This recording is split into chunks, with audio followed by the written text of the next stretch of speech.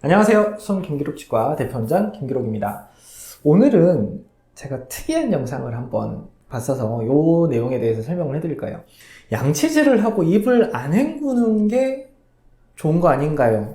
입을 헹구지 마세요 라는 이런 영상을 본 적이 있어서 오늘 거기에 대해서 설명을 좀 해드리려고 합니다. 이거는 충분히 제 개인적인 견해도 많이 포함이 돼 있기 때문에 영상을 찾아보시고 비교 분석해보시면 좋을 것 같습니다. 치과의사 선생님들마다도 이 생각에 대해서 조금 다른 견해들을 갖고 계시는 분들이 많기 때문에 뭐가 맞다, 뭐가 틀리다 라고 얘기하기는 조금 힘들 것 같고, 오늘 주제에 대해서 흥미로운 이야기거리가 돼서 저도 다른 동료들과 한번 이렇게 얘기를 해볼까 합니다. 여러분들도 이 영상 보시고 찾아보시면 좋을 것 같습니다.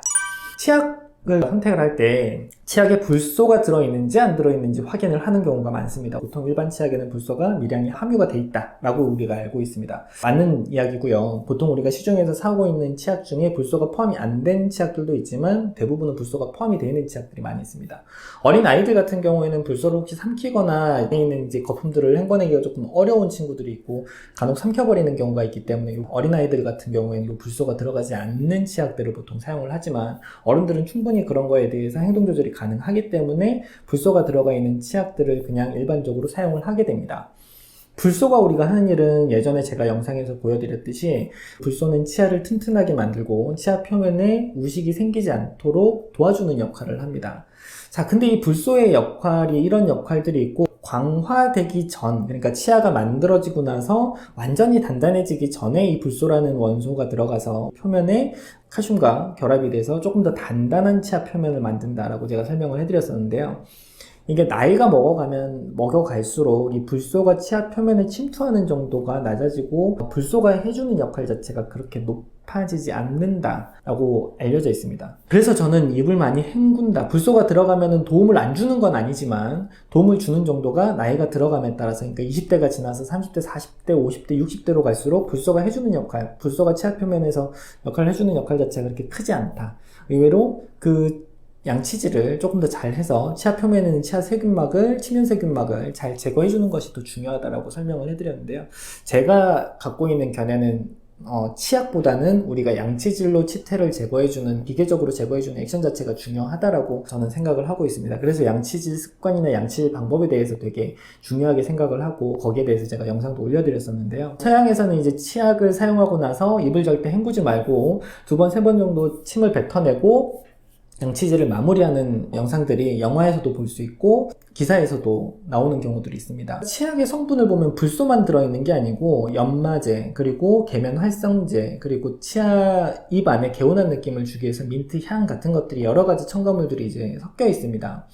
양치질을 하다가 이런 치약 거품들을 간혹 조금 삼키는 경우들도 있어요. 우리가 삼켰을 때 뭐 크게 복통을 일으킨다든지 문제가 되지 않기 때문에 치약에 그런 경고 문구가 들어있지는 않습니다. 하지만 굳이 우리가 섭취를 할 필요가 없는 상황들을 섭취를 하는 거기 때문에 큰 문제를 일으키진 않더라도 썩 좋지는 않다고 생각합니다. 한국 사람들은 화한 느낌, 입안이 개운해지는 느낌을 많이 느끼기 위해서 치약을 보통 칫솔의 전면부에 다 이제 짜서 사용을 하는 경우가 많습니다. 예전에 이제 치약 선전에서도 칫솔에 치약을 쭉 짜서 열심히 이제 양치질을 하는 그런 모습들을 광고를 하곤 했었는데요. 치약을 우리가 많이 쓰고 이 치약 안에 있는 계면 활성제가 입안에 많이 남아있다 보면 구강 건조증을 유발시킬 수 있다고 제가 예전 영상에서 한번 소개해드렸던 적이 있습니다. 치약 성분 중에 이 계면 활성제가 치아 표면에 있는 치태를 조금 더 쉽게 제거하고 입안에 있는 어떤 세균들이라든지 아니면 치태라든지 이런 걸 빨리 제거를 할 수 있게 만들어주고 거품을 내주는 이런 역할들을 하는데, 이런 게 입안에 오랫동안 남아있게 되면 구강 건조증이 생길 수 있습니다. 이 계면 활성제가 입안에 있는 타액들을 전부 다 빨아들여 버리기 때문에 구강 건조증으로 이어질 수 있기 때문에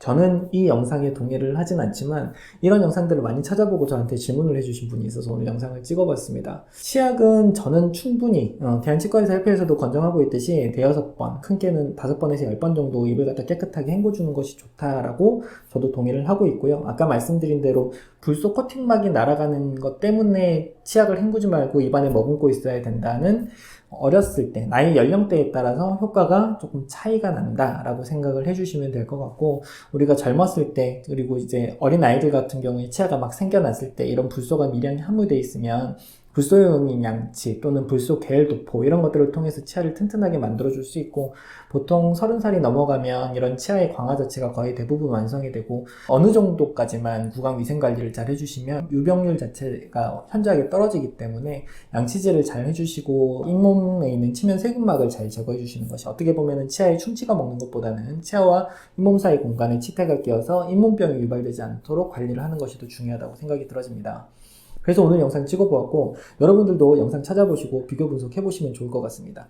불소 코팅막이, 우리가 불소 코팅막이 생기면 충치가 적게 먹는다, 분명한 사실이지만 아까도 설명드렸듯이 이게 연령대에 따라서 효과가 어느 정도 다르고, 이 불소 코팅막의 효과, 그러니까 어떻게 보면 좋은 점만 가지고 입안에 있는 치약을 충분히 헹궈내지 않으면 아까 반대급부로 구강 건조증이 생길 수도 있기 때문에 저는 양치질을 깨끗하게 해주시고 충분히 헹궈내주시는 게 좋다고 생각됩니다. 그 거품 안에는 떨어져 나온 세균들이나 치면 세균막들도 있기 때문에 충분히 헹궈내시고 입안을 청결하게 유지를 해주시는 것이 좋을 것 같고, 굳이 필요하다면 가글, 용액 같은 거를 다시 한번 헹궈서 마무리를 하면 더 좋을 거라고 생각이 들어집니다.